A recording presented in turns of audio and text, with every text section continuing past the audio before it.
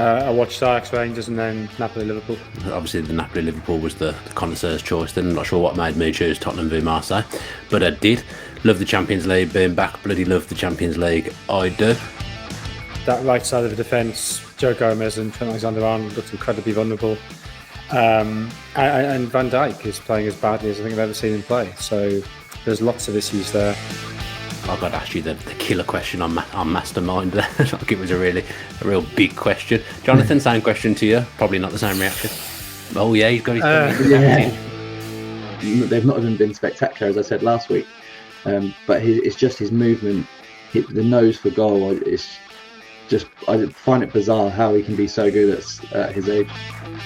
You could make some great teams, which is why I'm disgusted by the WhoScored team. I know you've gone by the hour in the back three, all over the place. Where's the left footer? No, you don't need him. Overrated. Pierre-Emerick Aubameyang, who he'd worked with at Dortmund, they talked about this great reunion, and then 6 days after the transfer window closes, you sack him, having spent £250 million on his say-so.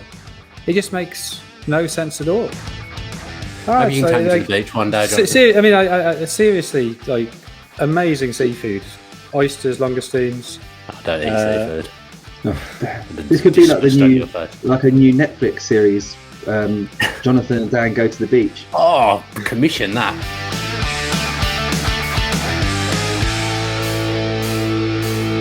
Hello, welcome back to the Edge of the Box podcast, a podcast by WhoScored.com. I'm your host, Dan Bardell, joined by Josh from WhoScored, and as ever, my hero, Jonathan Wilson. And we're going to start, Josh, with the Champions League Team of the Week. I'm not even going to ask you how you both asked, just straight into the Team of the Week. Yeah, it was always nice to hear the Champions League music back. There was obviously some great games as well that we got to see. I watched the Liverpool game last night and still not quite sure what we saw there. Some of the defending blew my mind. But anyway, starting in goal, we've got Thibaut Courtois. He was really important for Real Madrid in their match with Celtic, particularly in the first half when Celtic were just barraging Real Madrid's goal. Courtois, he only ended up making 4 saves, but it was really important, and he sort of laid the foundations for Real Madrid to go and get that victory. And then moving into the defence, we've got Joao Cancelo at right back. He registered 2 assists in the 4-0 win over Sevilla. They're his first assist of the season.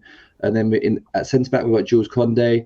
He registered his 3rd assist in 2 matches for Barcelona, as they predictably had a heavy win against Victoria Pilsen.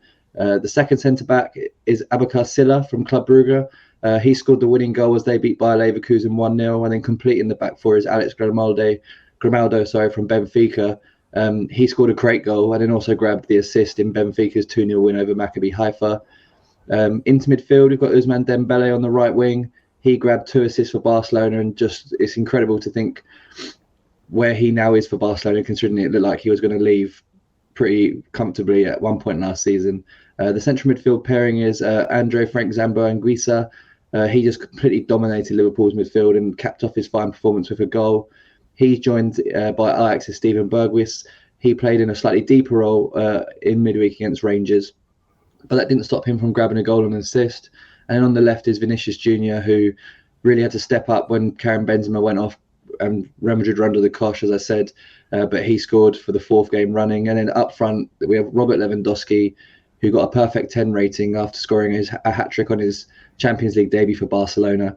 And then what completes the team is Mohamed Kudus. I think I've got that right, but probably not though. He played as a false 9 for Ajax against Rangers, and he scored and assisted and completed 100% of his passes. So yeah, that's our Champions League Team of the Week for the first round of group games. No, Richarlison gets a double and doesn't make it in there. Yeah, just missed it. He was close, but he just missed out. I think he was... Lewandowski got a 10, and the other position he would have taken would have been up front, and that went to Kudus of Ajax. Yeah, so you watched Liverpool last night. I watched Tottenham. Jonathan, who did you watch? I watched Ajax, Rangers, and then Napoli, Liverpool. Okay. Obviously, the Napoli, Liverpool was the connoisseur's choice. Then I'm not sure what made me choose Tottenham v Marseille, but I did.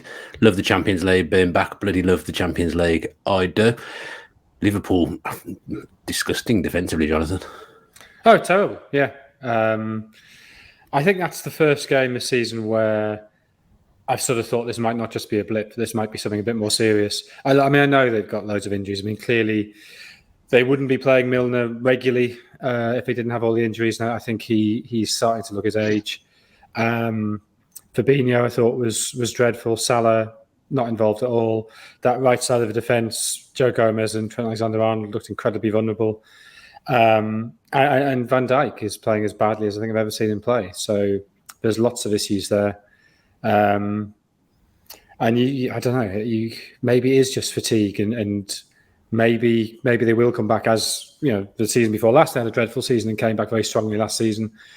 But this season, given how compressed the calendar is between now and the start of the World Cup, you sort of think that Liverpool's title challenge could be over by then. And this isn't an easy group, the Champions League group. So they've got to be very careful that they do actually get through that. Yeah, Josh, I think it was you. I followed two Josh Wrights. You were tweeting about Thiago, the massive difference he makes in midfield. Was that you, or was it the other Josh Wright? Yeah, it was me. Yeah, the difference. I think the game at that point was set up a bit perfectly for him. To be fair, like Napoli were 4-1 up. They didn't need to sort of do anything at that point. But the difference he still made when he came on was just night and day compared to the rest of the Liverpool midfielders. I think he came on and he won 6 tackles in 27 minutes, which was more than pretty much half the Liverpool team combined at that point. But yeah, keeping him fit is obviously going to be massive for them. But as he's shown for years now, he's just not reliable enough to stay injury free. But I think after the game as well, Klopp said he admitted that Liverpool need to reinvent themselves now. They need to come up with a new system. But as Jonathan said, the schedule doesn't really allow for any sort of time on the training ground to sort of work on that. So it's going to be really interesting to see where they go from here. I just think the thing that they've always done is they've outrun the opposition. Sometimes they would hit them early with sort of a great rush, and they'd already be 2 or 3-0 up after half an hour. Sometimes, they'd have that surge. It wouldn't quite break through. Yeah, they calm down, then they'd come again in the second half, and you'd see the opposition just sort of run out of steam, so 60, 70 minutes, and they'd win it in the final 20 minutes. And now, I don't know if it's because of age, I don't know if it's because of fatigue, I don't know if it's because of application somehow. Klopp's now in his 8th season, which he's never gone more than 7 seasons at a club before. 8 seasons in modern football is a long time. Whether there needs to be some sort of freshening up there, whether it is just the age profile of the squad that I think we knew was aging, and maybe rejuvenating has not been easy. But they just don't look as energetic as other teams now, and that was their real selling point. Now, it's one thing not to be as energetic as Napoli in the first 20 minutes of a Champions League game in Naples, but the same thing happens against Fulham, and that's what would really concern me. Like, you put all of those things together and you start to think, yeah, maybe this is a bit more serious than just a blip. Yeah, Manchester United weren't renowned for running until they played Liverpool as well. Liverpool looked so lethargic in that game at Old Trafford as well. Let's turn our attentions then to the Premier League, what we're here to do. It's West Ham United against Newcastle United. And Jonathan, Lucas Paqueta, Bruno Guimaraes, is that a show of the Premier League's financial muscle that they're playing for 2 of those kind of sides? No disrespect to either side, before I get trolled in the comments or on Twitter. It's never about one player. So the mid-table Premier League clubs have bought players from Lyon for a decade. I think it's a quantity of that type of player now, that the spending of the Premier League compared to every other league in Europe was extraordinary. I think the Premier League's net spend was 1.3 billion this summer. The next highest league was Spain with 55 million, and that's largely because Barcelona have sold off half the club to fund it. So I think what we're seeing is that Premier League middle is incredibly powerful, much more powerful than it's ever been before. So I'm not sure the top 6 are necessarily that much better than they've been before, although I think there is still a gulf between them and the rest. But I think that next bracket, the West Ham, Newcastle, Villa, who else would you put in that bracket? For slightly different reasons, Brentford and Brighton. That's a much stronger group than it's ever been before.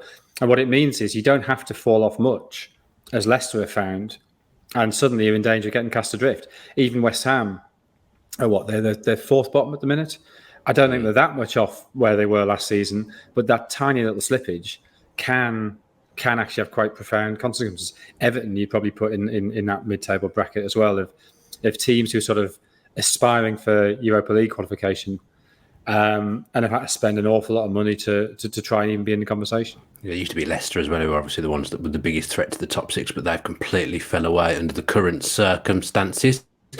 West Ham, as Jonathan alluded to, Josh, they've had a bit of a sticky start to the season. I mean, that decision last week I thought was absolutely dreadful at Stamford Bridge. That won't have helped them at all. That would have been a chance to carry a bit of momentum. But it's quite weird because Moyes has been backed quite heavily. They've brought in an awful lot of players at West Ham, and I think he deserved backing because he'd done such a good job over the last couple of years. It's almost like, I mean, I'm not putting them in the realms of Nottingham Forest at all. It's almost like too many new players have come in, and he's got to try and get them into the team and try and create a system and some fundamentals there.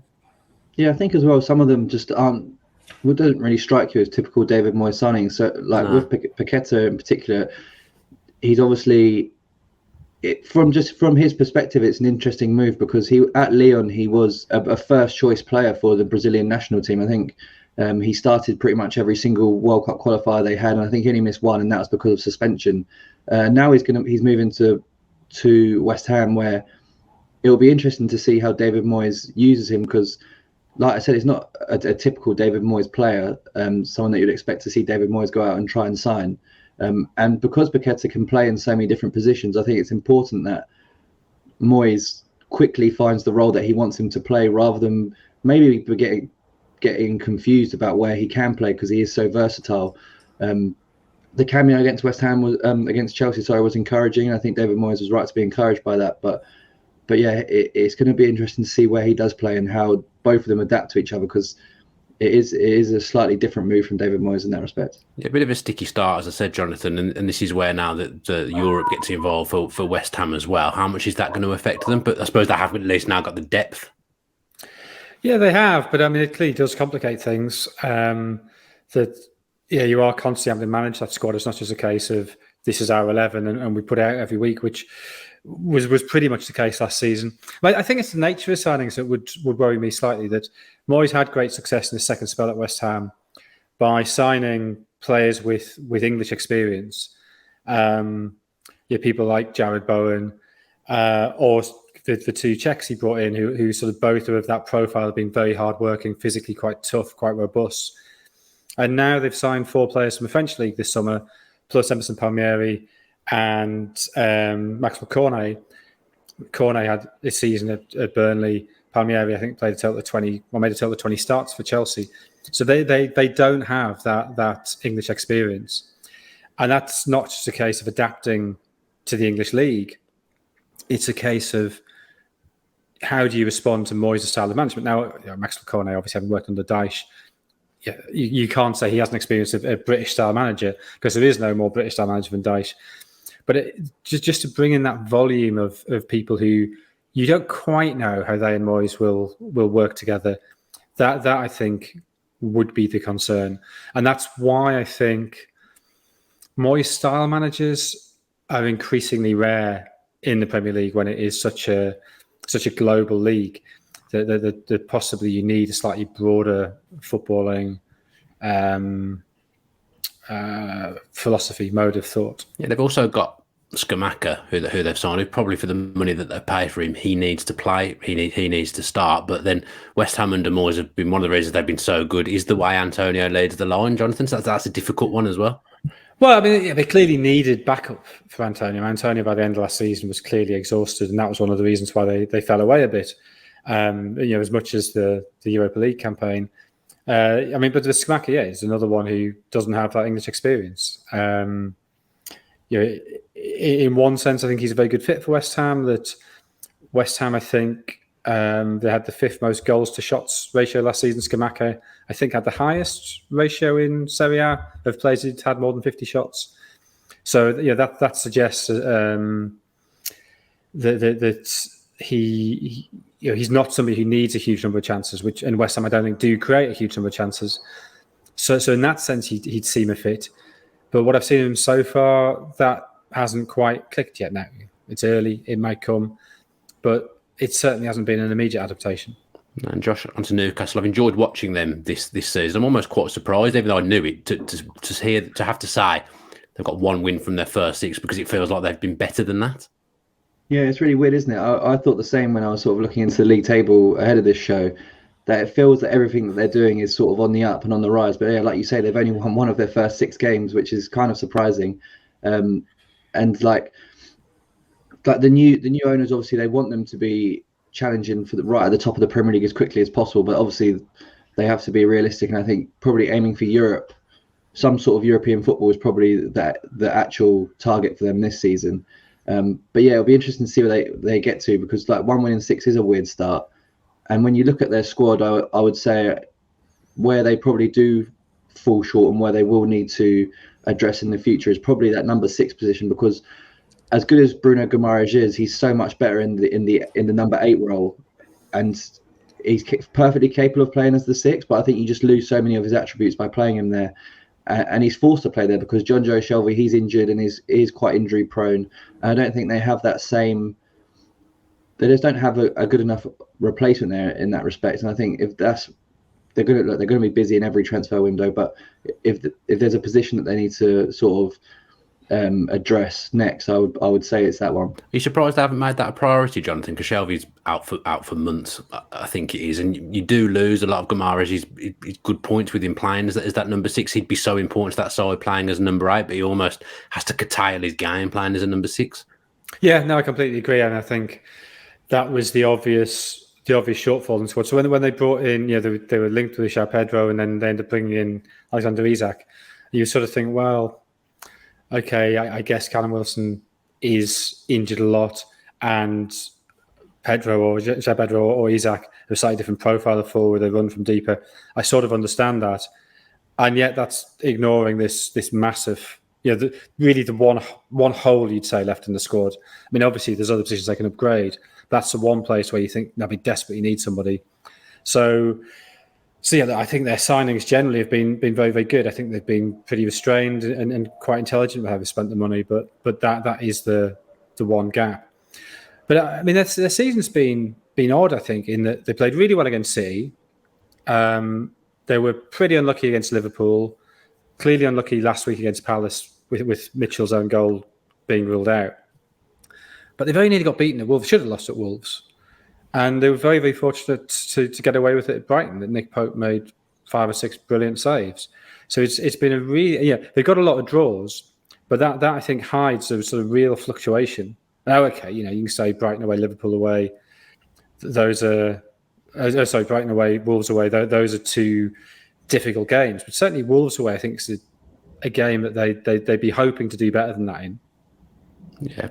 So these 2 are probably the most likely sides to finish 7th, I would say, although obviously Brighton have started like a house on fire. Josh, if you had to choose one of them to finish 7th, which one do you think it would be?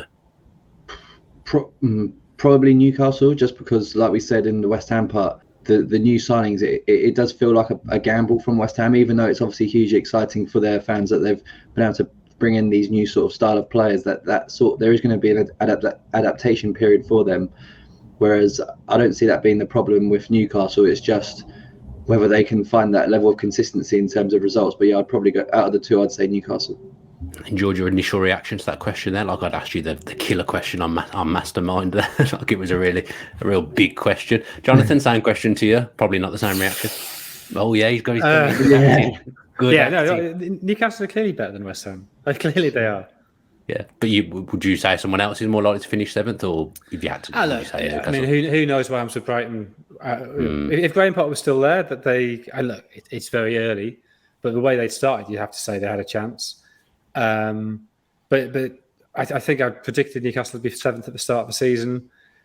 To be honest, the way Liverpool and Chelsea are going, maybe they can do better than that. But they have to find slightly more consistent form and be a little bit more prolific in front of goal. Okay, then let's have your prediction while we're with you, Jonathan. 1-1. 1-1. Josh? Yeah, we're going for 1-0 as well. And I'm going to go for 2-1 to Newcastle. Are we doing anything with these predictions, Josh, or are we just doing it for funsies each week? Yeah, there'll be an update next week. We'll just give it let the season start flowing a little bit, and then there'll be an update. Manchester City v Tottenham, then Erling Haaland v Harry Kane. Josh, if you were building Josh FC, would it be Erling Haaland or would it be Harry Kane? It's really difficult, isn't it? I think on one hand you've got Erling Haaland, who is just an absolute machine in front of goal. but then that feels harsh to not put Harry Kane in that sort of category as well, because he's obviously a prolific goal scorer, probably going to smash Alan Shearer's record very soon, and he's also a wonderful player at the same time as that. So yeah, it's really tough. But even if Erling Haaland, he probably only needs about 4 seasons to break Alan Shearer's record as well. So I don't know, it's so difficult. I'd probably go for Erling Haaland just because I just find it so fascinating how easy it does seem for him to score goals. Like I'm pretty sure all of his goals have just been one-touch finishes, and they've not even been spectacular, as I said last week.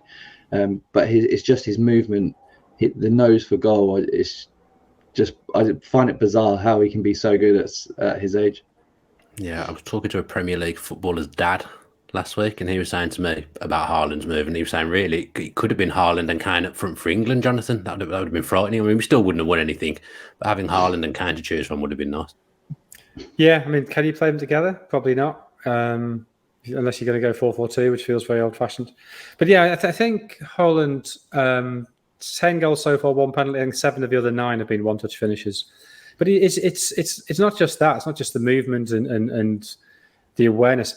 He's just a physical freak that you just don't see players of that size, that scale, that pace. Are you worried that his body won't be able to sustain that there will be breakdowns? But there hasn't been yet.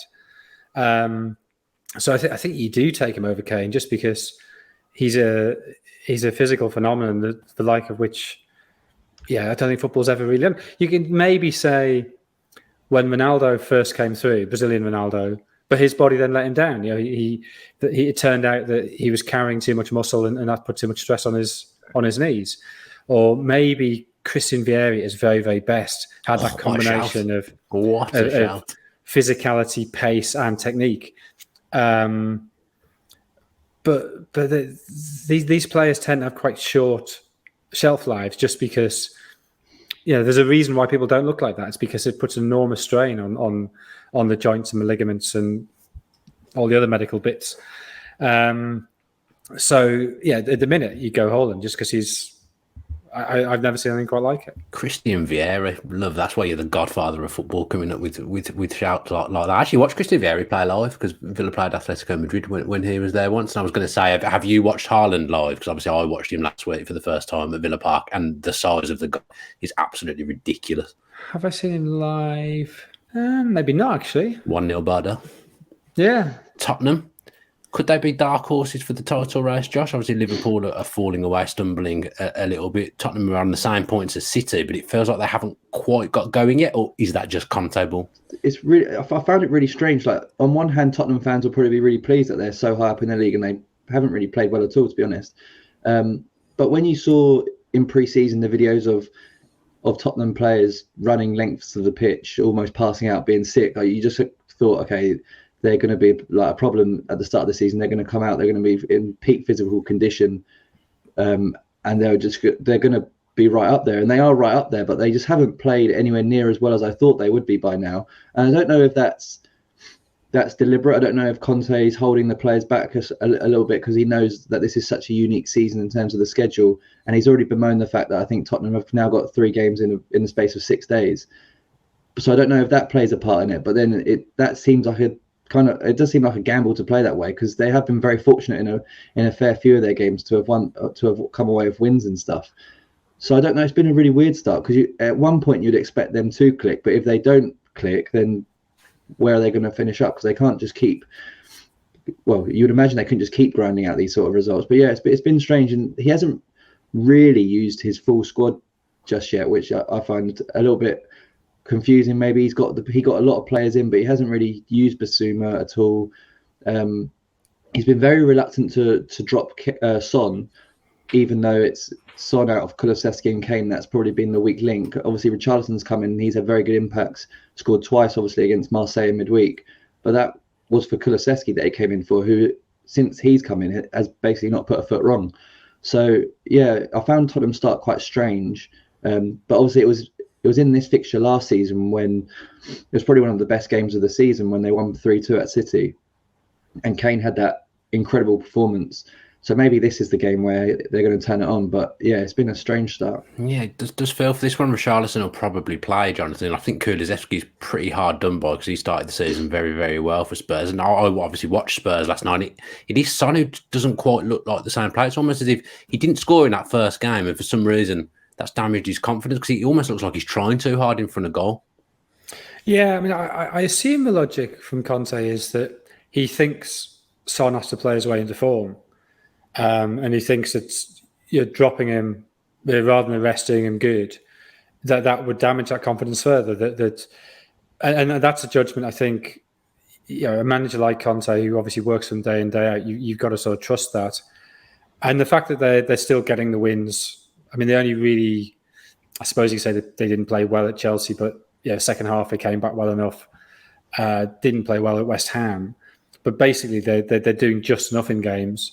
So I guess it then makes sense to keep Son on the team and rotate others. I mean, he was able to use Kulusevski as a wing back against Marseille, which is a useful attribute for him to have. So I guess from that point of view, it gives you more options from the bench. I don't think it's at all the case of Kulusevski being dropped. It's just that rotation. And I think part of that rotation at the moment is trying to give Son the minutes to rediscover that form. I mean, I'd be amazed if he plays the 3 games in 6 days coming up. Yeah, but the non-use of Basuma I find slightly odd, but maybe that's just the case that Basuma's got to learn Conte's pressing structures. I mean, that's not an uncommon thing for signings to come in and take a little while to break into the side. As to the original question, are they a dark horse for the title? I think you've got to say yes, they are, just because it is such an odd season. If Tottenham actually are fitter than everybody else, then fitness is going to be even more important this season than most, because of the compression of the calendar. Yeah, I think Basuma might start this one. I think this is the kind of game they might put him in for. Looking forward to this one, Josh. The Who Scored combined 11. Going to be tough getting into that terms of real competition for places. What have you got? Yeah, it was really tough, to be honest. And Jonathan, and how are you doing it? So we've gone for a 3-5-2 because obviously Tottenham are wedded to that sort of 3 at the back system, and Man City do on occasion play it, and obviously in games as well they sort of change to that with someone dropping in the middle of the back 3. So we've gone with a 3-5-2. And Jonathan said earlier, can Kane and Haaland play in the same team together? Probably not, but we've got them in our team naturally up front together. They're the 2 of the top rated players, so it was hard to leave but one of them out. But yeah, so the back 3 we've got not great timing for this, although it's just Premier League ratings we've taken into account. But Lloris had a bit of a flap against Marseille, but he actually gets in over Ederson, not with a hugely impressive rating to be honest, but yeah, just ahead of Ederson. Then the back 3 is Davison Sanchez, who I'm not particularly that keen on to be honest, but to be fair to him, he hasn't put a foot wrong in the absence of Romero when he's been out. I think Jonathan may take issue with this next one, because I know that he said in a previous show that he thinks that Eric Dyer will get into the England squad for the World Cup, but we've got Romero as well in the back 3, with Ruben Diaz sort of finishing that off. And this is another unfortunate pick, but Emerson Royale, he's the right wing back. I guess that's purely because Kyle Walker's had a real tough time to the start of the season. So yeah, Emerson Royale gets in there. And then the midfield Joao Cancelo's on the other flank. Perisic and Sessegnon, they've shared minutes this season, so that sort of affected their ratings. And then in midfield, we've got Kevin De Bruyne, Ilkay Gundogan, and Højbjerg, Højbjerg, especially at the start of Conte's reign, I think there was a lot of Tottenham fans in particular calling for him to be dropped. It didn't seem like he was capable of sort of adapting to what was being asked of him, but he has come on really strong towards the back end of last season, and he has started this season pretty well. And then up front we've got Haaland and Kane in a 3-5-2. I can't. There's a lot of things I can't have with that team. Jonathan, you equally as upset as I am? Well, I just picked the City team, but with Romero in there alongside Diaz, just because Laporte's injured. But I just picked the City team because they're better. You didn't put like anyone else from Spurs. No one else even came close. You wouldn't have got. No, they came close, but yeah, the thing about City is their interaction, so you don't want to break that up. So Ederson, Walker, Romero, Diaz, Cancelo, Rodri, De Bruyne, Gundogan, Bernardo Silva, Haaland, Foden. You can't argue with it, really, can you? Man City are pretty incredible. I mean, you could make some great teams, which is why I'm disgusted by the Who Scored team. I know you've got gone by the hour in the back 3, all over the place. Where's the left footer in the back 3? No, you don't need him. Overrated. I would have I think you could get Kulusevski in your team, Jonathan, perhaps. On the right. Well, in place of Bernardo Silva? I'd maybe move Bernardo Silva into the centre, but then that's a bit harsh on Gundogan. It's difficult. I mean, I much prefer your team, Jonathan. You'll be surprised. I don't want to knock who scored because they pay the wage, but I just didn't like that team at all. It's fine. We can come back stronger next time. Let's try and jazz it up a bit with some predictions. Josh, what have you gone with for the prediction, or what have who scored? Okay, I'll go big 3-2 to Man City. 3-2 to Man City. I think if Tottenham can turn this game into sort of like a basketball game, which it was at times last season, obviously what Man City have had to deal with at times already this season as well, then I think we'll be in for another thriller. Yeah, I'm going to go 2-2. I think was that the result last. I know Spurs won it last season, didn't they? Late on at the death, Jonathan. Yeah, Spurs did a double over them last season, but I just sort of think City are more reliable, more consistent. So I'm going 3-1 to City. Maybe influenced by the fact that I saw Manchester City drop points that I did not expect at all last week. I think they can be got at. That's the thing with Man City this season. It feels like more so than last season, perhaps. They can be got at, especially on the counter-attack. So I think Spurs might be able to work something at the weekend. Move on now to the just a minute section. And Jonathan, big Midlands derby to start off with for you. Leicester v Villa, early season 6-pointer. Yeah, I mean, that's my first 10 to 15 seconds, isn't it? It's a Midlands derby, and it does feel like a 6-pointer already. And you sort of think that whichever team loses their manager, for all that Steven Gerrard gained a bit of credit last week with the draw against City, is under real pressure. I mean, Rodgers particularly, I think, is edging towards the exit. I mean, their records so far, Leicester 1 draw, 5 defeats. Villa's is only different to that in that they've played and beaten Everton. Had they lost that game, they would have exactly the same record. Leicester defensively awful, letting 16 goals.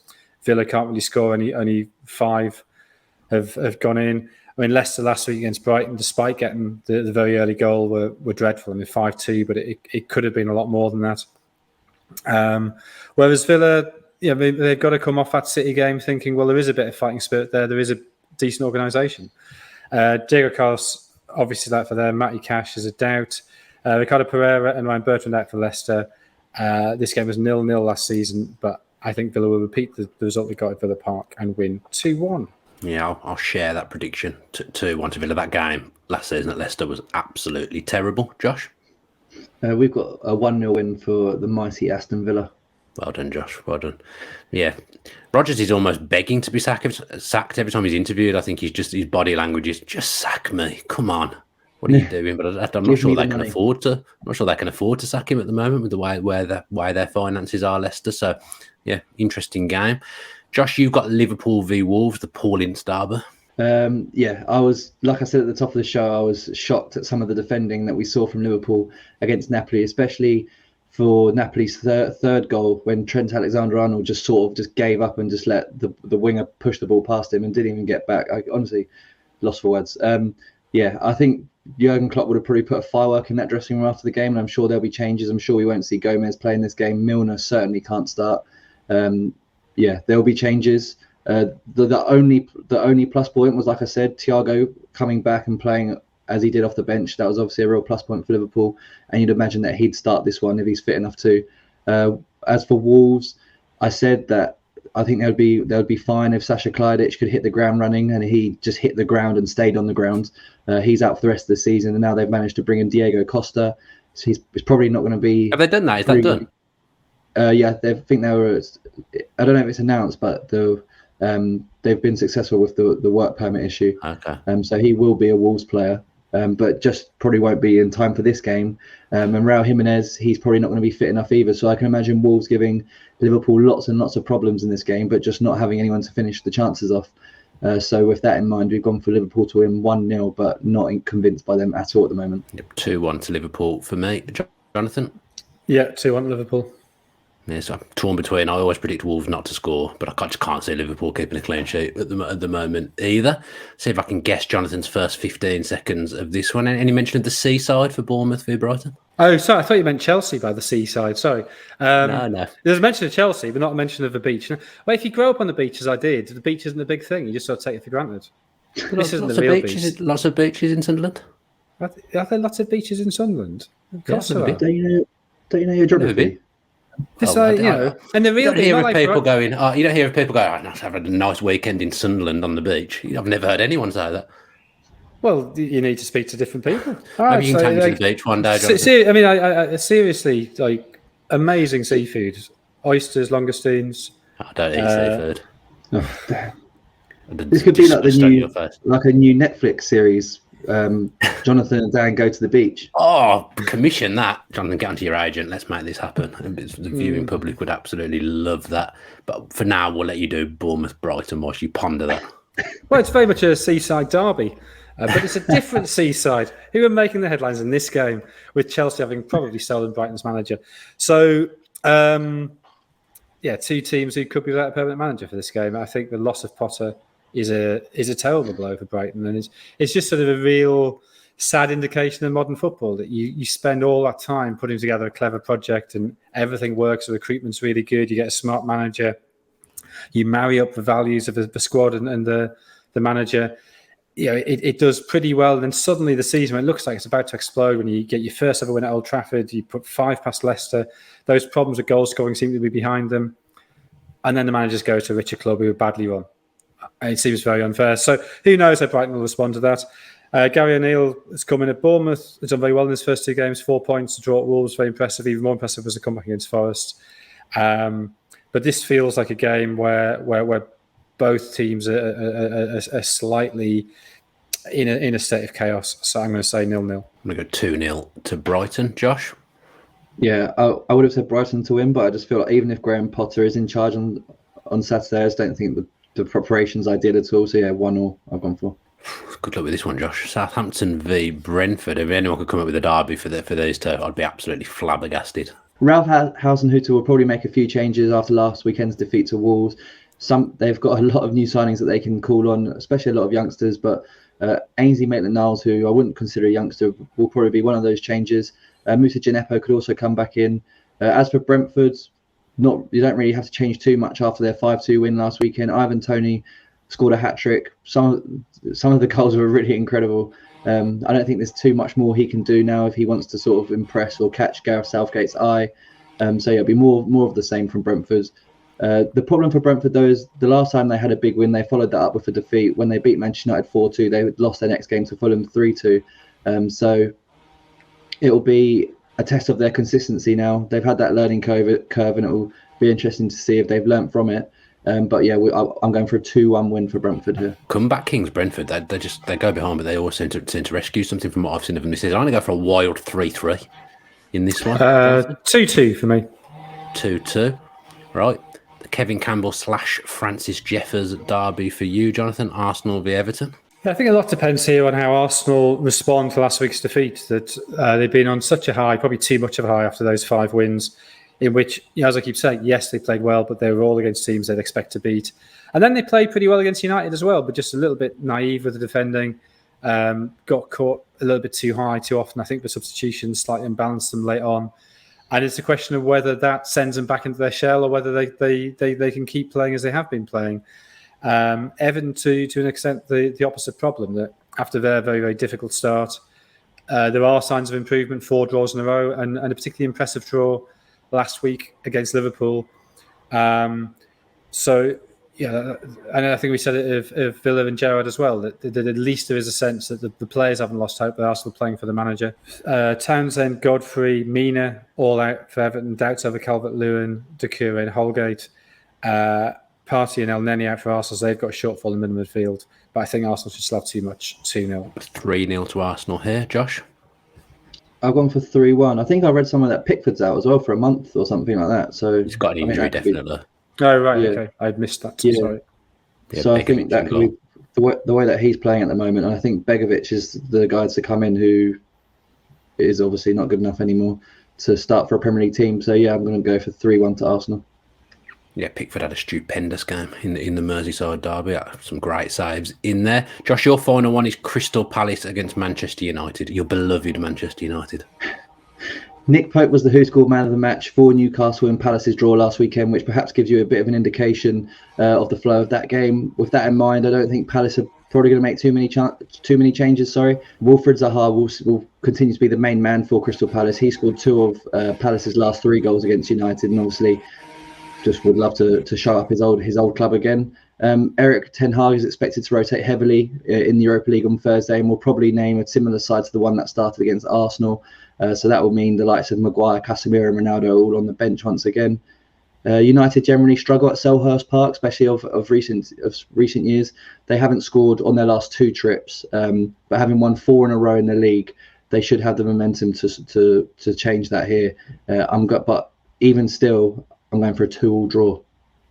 Yeah, I was something about Palace. I just don't like Selhurst. Well, I like Selhurst Park, but I don't like Manchester United playing there. I'm going to go for 1-1. Jonathan? 2-1 to United.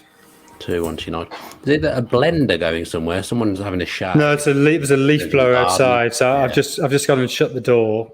But whether you rushed yourself back, didn't you say you were in position when Josh finished? Yeah, I did. Just got yourself there. That's arch professionalism. Let's look now at Leeds v Forest, Jonathan, for you to finish off. Yeah, Leeds, I think, were a team a lot of people thought might struggle a bit this season with the post-Bielsa hangover, but actually they played pretty well. Although 8 points from 6 games isn't necessarily enough to sort of make them think, oh, we're definitely safe. And the way they conceded at Brentford last week, albeit they should have had a penalty, I think would concern them. And Jesse Marsh's touchline antics finally sort of getting him a red card he sort of seemed to be begging for from the start of the season. Forest, having got that lucky win against West Ham, I think are starting to struggle a bit, albeit that they've played City and Spurs in the last 3 games, all of which have lost. But they conceded 11 goals in those 3. Now, again, 6 of them were against City, so to an extent that's to be expected. Their issue, very obviously, is how quickly they can get these 21 new players. 22 is it now? They've got Aurier to gel now. And I think there's a serious chance they could lose Steve Cooper to Brighton. I think that he's got to be somebody who's on Brighton's radar. Dallas, Rodrigo out for Leeds, Christensen a doubt. Nyakate, Richards and Mangala out for Forest. Not that really matters because nobody knows who they are. And by that I mean the other Forest players as well. 2-1 to Leeds. Yeah, I had 2-1 to Leeds as well. Good shout on Steve Cooper. That would be a good appointment. Josh? We're going for 2-2 for this one. 2-2. Leeds can't defend, can they? I always feel like that's Leeds' problem. They look good going forward, but defensively they do look all at sea at times. Let's finish now with Fulham against Chelsea. And Jonathan, the big news this week is Chelsea sacking Thomas Tuchel. You agree with it? Do you think it's silly? What do you think? Well, I disagree with the timing quite profoundly because I'm going to the test match today. I was meant to have a quite quiet day yesterday. And yesterday was full on work. I've been up since 5 o'clock this morning working, trying to get everything out of the way before going to the cricket. The fact that Potter hasn't been appointed yet means that I'm going to have to take my laptop to the cricket. I'm not going to be able to drink with abandon until that's sorted out. So it's incredibly annoying, incredibly frustrating. I can't believe how selfish Chelsea have been. From a footballing point of view, why on earth would you come in, see all the backroom staff depart, have a bloke who's never done any transfer business in Todd Boehly become the de facto sporting director, have him say, right, we're giving Tuchel more power than any manager's had at Chelsea for 20 years, maybe longer. We want to follow the Liverpool model. We want to have this very integrated system where you have, everybody knows exactly how you play. The coach has an input into every signing.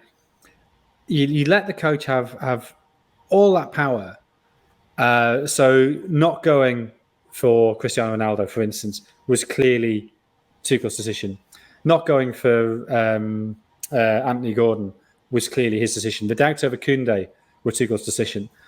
You do all of that. You bring in Pierre-Emerick Aubameyang, who he'd worked with at Dortmund. They talk about this great reunion. And then 6 days after the transfer window closes, you sack him, having spent £250 million on his say-so. It just makes no sense at all. But I do feel a bit sorry for Tuchel as well, because I think at the back end of last season, he obviously had to deal with so much stuff towards the end of Roman Abramovich's sort of reign of the club. He sort of, by default, just had to become the spokesperson for Chelsea because none of the directors were sort of doing that for him. And then Chelsea were on the back foot already in the summer when it took quite a long time for the new owners to come in. And obviously he got given all this money to sign all the players that he wanted, and he just hasn't been given the time to sort of even have a chance to sort that out. It is it does seem extremely harsh. But like you said, Dan, it's not really a surprise because it is Chelsea. I guess, like I even said in our summer series when we previewed Chelsea, I said that I had a feeling Chelsea were in for a difficult season because Tuchel's demeanour during it wasn't the results because the results were poor, but it was his demeanour sort of in press conference and stuff. He just didn't give off a good. It just didn't give off like a happy camp. I think I said at the time, which obviously has panned out to be true. So I'm not surprised that Tuchel's gone. I'm surprised that he's gone so quickly and not been given any sort of time to do anything himself. It looks like it's going to be Graham Potter as his replacement, which is hugely exciting if you're one of those that really rates Graham Potter. And I really am excited to see what Graham Potter can do in an elite club. If you think about the style of football that he tries to play, how sort of intelligent, I guess, you've got to be to sort of soak all that information up. And you'd expect that when has better technical players at his disposal, then that will only just elevate the system further. But it's still a gamble because we don't know what Potter's like at a big club. We don't know how he will deal with players with bigger egos. We don't know how the Chelsea dressing room does down the year seem to be quite a volatile place where if you don't sort of handle that well, then it very quickly goes wrong for you. But yeah, it's going to be interesting to see how that goes. I guess it will be Potter, if not for this weekend's game, then certainly moving forward it will be. But yeah, a shame for Tuchel because he is still an exceptional coach and he'll have no trouble finding another job soon. He probably feels a bit let down as well because I think Manchester United were keen on him. I've read as well that Barcelona were keen on him and he obviously stayed loyal to Chelsea, but they've not stayed loyal to him. Jonathan, Josh kind of says about Potter getting the job. I quite like it because a lot of people in the media would have, not you specifically, but they would have said, "Oh, the English managers, they never get a chance with the big club." But Potter, it might be a bit of a jump. I would say I'm a bit surprised by it, but I am excited to see how that goes because I think they've got off to an exceptional start. Brighton, he's got a really interesting way of playing. Chelsea have played three at the back for the last couple of years. Potter largely plays three at the back as well. I'm looking forward to seeing a manager like Potter getting the chance at a club like Chelsea. It's obvious to say, but Brighton is a very, very different club to Chelsea. The expectations are very different. The skill set is, to an extent, quite different. But you sort of think, if that's not the pathway, what is the pathway? If you're an English coach, how do you get to a job like Chelsea if it's not by, taking that route of Swansea, Brighton there?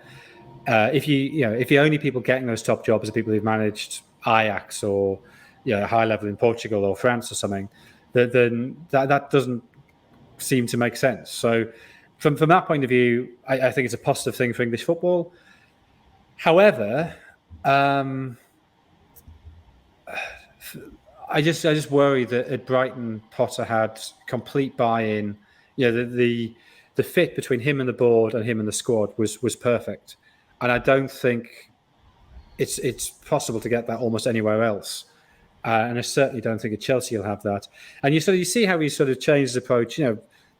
It's only 5 years ago he was at Ostersund, and he was sort of regarded as this slightly weird English bloke who, you might remember him playing at fullback for. He played for York and Macclesfield. He played for Southampton as well, have I made that up? Yeah, I think he might have done. Yeah, I think York was the team he played for most. But he had a sort of a journeyman fullback career. Played, 320 games, something like that in the league. And he was technical director for Ghanaian Women's FA for a while, or certainly during the 2007 World Cup. He'd worked in university football. Then he goes to Ostersund. Has great success there. Gets them promoted, wins the Swedish Cup with this tiny team.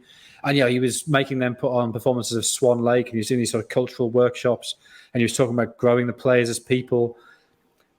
And obviously you can't do that with Pierre-Emerick Aubameyang. Pierre-Emerick Aubameyang is not going to do a performance of Swan Lake, much as I would like to see that. But Potter clearly has changed his style of management at Swansea and then at Brighton, but he's going to have to change it again. Now, he's clearly really, really smart. He's clearly been good at that so far. He's got a very broad range of experience, but he's never experienced this. But then very few people have. So, I think it's exciting, but with doubts. I hope he's just really given time to sort of have as good a crack at it as he can, because the Brighton we see now wasn't the Brighton that we saw at the start of his time. It took a while for his methods to sort of click with the Brighton players. And I guess the theory there is Chelsea's players are better, so maybe they'll pick up what he wants quicker. But yeah, I hope he's given time. And obviously, historically, or certainly in the last 20 years or so, Chelsea managers aren't given time. No, it really will be fascinating. I'm excited to see it, as I just mentioned. Just a quick word on Fulham then, Josh. Joao Palhinha, one of my favourite players in the Premier League so far this season. Aleksandar Mitrovic as well has started the season incredibly. I didn't see that coming after his last stint in the Premier League. But Fulham look at a neat and tidy outfit. Yeah, I get the fear for Fulham, I guess, this season was that if Mitrovic couldn't make that jump, as we have seen in the past that he couldn't quite do it in the Premier League, then they'd be in real trouble. But he's absolutely smashed that theory out of the park because he's been incredible. And I think it's 6 goals in as many games. In terms of WhoScored ratings, he's second to Haaland in the whole division. And I think what's been really impressive to me about Mitrovic is that he's also added like this ball carrying ability to his game this season. Yeah, I've noticed that. Like when you think of his physical attributes, if you can get him moving, like not many people are going to be able to stop him. But we've never really seen that before. But this season, I think he's averaging 1.7 successful dribbles per game, which is more than the likes of Salah, Rashford, Leon Bailey, and Jadon Sancho, who you think traditionally are dribblers.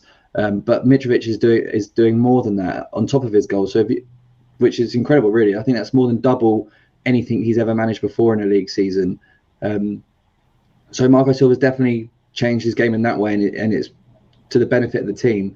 And then on Joao Palhinha, I think he's another player, like we said at the top of the show, where there are players at certain clubs that you wouldn't have necessarily expected them to be there in the past. And he's added a great sort of foundation to Fulham's to their player. He averages more tackles per game than anyone in Europe's top 5 leagues this season, with 5 per game. And as you said many times, Danny, he's one of your favourite players to watch this season.